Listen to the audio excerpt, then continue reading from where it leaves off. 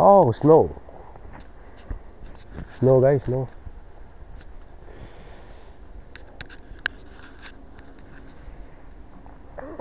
Grabe. Snow.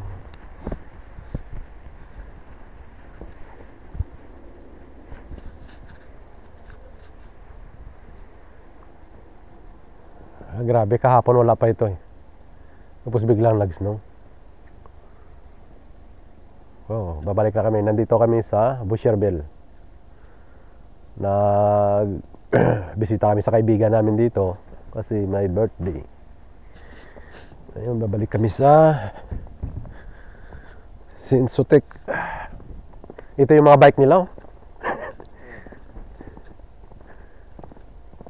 Pag summer na nila ginagamit. Ah, grabe ha. Gamit na nila yan.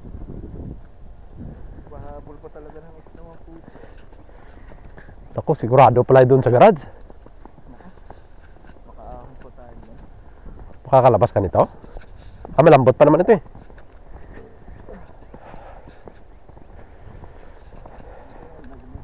No, kasi yung karne dito ay naalaala ko sa gabi.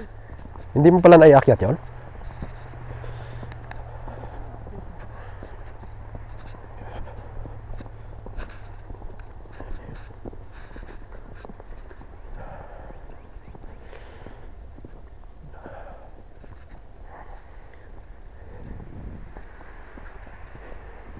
Nawasin na naman yung sasakyan ko ah.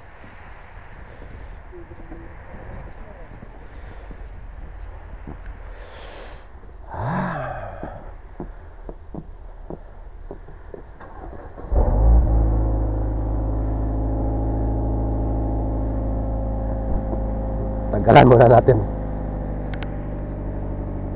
May pangtanggal ka dyan, di ba? Ayun.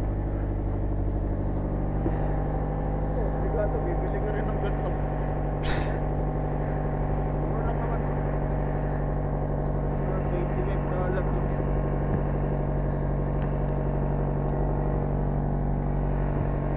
Ito, laki oh.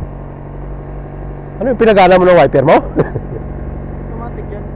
Ah, Automatic yung wiper. Yung may sensor dito yan. kapag nakaramdam siya ng snow. Pag na patakan ng tubig, na block ng snow, magano.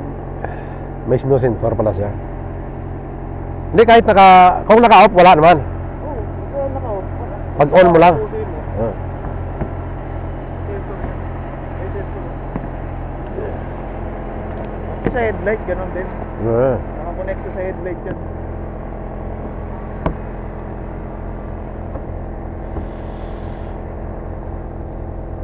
Sa likod.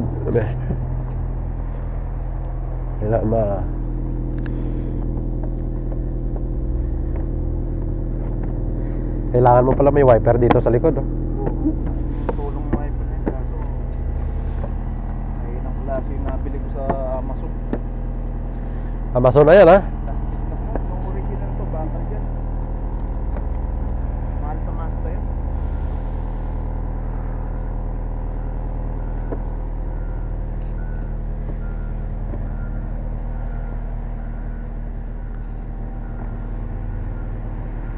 Sabi ko, pag nagpalit ng windshield yung pag nakuha. Ito yung depugger. Sarap ba? Meron yun? Wala yun eh. Meron yun, pero hindi ganyan. Ah, hindi siya ganyan. Naka-clear yun, pero may debugger yun.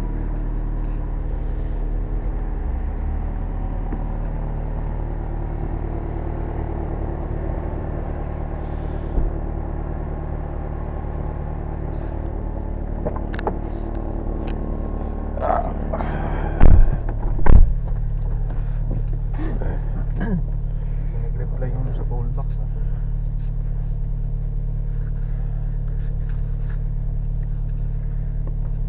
Kuha na ako, mag-exercise na ako kuha ng toolbox. Paglilipat, okay na. Kasi dito pag namasukan ka dito trabaho, kailangan sa yung tools. Oo. Yung mga maliit lang ha.